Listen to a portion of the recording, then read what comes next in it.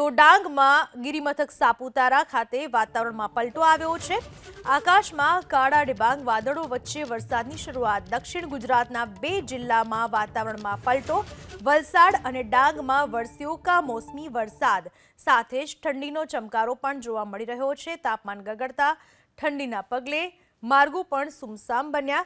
તો કમોસમી વરસાદને પગલે ખેડૂતોમાં પણ ચિંતા જોવા મળી રહી છે। સાપુતારા ખાતે વરસાદી માહોલ અને શીતલહેરને પગલે પ્રવાસીઓમાં ખુશી જોવા મળી રહી છે। કમોસમી વરસાદથી ખેડૂતો ત્યારે ચિંતામાં છે। સાપુતારા સહિત તળેટી વિસ્તારોમાં ઝરમર વરસાદના ઝાપટા સાથે ઠંડીનો અહેસાસ થઈ રહ્યો છે। દક્ષિણ ગુજરાતના 2 જિલ્લાઓ જ્યાં કમોસમી વરસાદ વરસી રહ્યો છે। વલસાડમાં પણ વહેલી સવારે કમોસમી વરસાદ વરસ્યો તો સાથે જ ડાંગમાં પણ વાતાવરણમાં પલટો આવ્યો છે।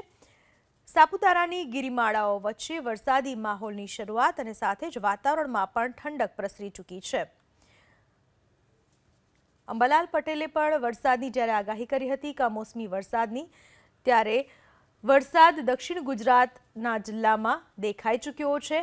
વલસાડમાં પણ વહેલી સવારથી કાળા ડિબાંગ વાદળો વચ્ચે ઝરમર વરસાદ વરસ્યો તો ડાંગના દ્રશ્યો પણ અમે આપને બતાવી રહ્યા છીએ। ડાંગ જે પહાડી વિસ્તાર કહેવાય છે, ડાંગ જ્યાં નાના નાના પર્વતો આવેલા છે, સાપુતારા ગિરિમથક ગણાય છે, ત્યાં પણ વરસાદી માહોલ છવાયેલો છે। વરસાદના પગલે વાતાવરણમાં ઠંડક પ્રસરી ચૂકી છે। પ્રવાસીઓ ખુશખુશાલ જોવા મળી રહ્યા છે, પણ ખેડૂતોની ચિંતા વધી ગઈ છે।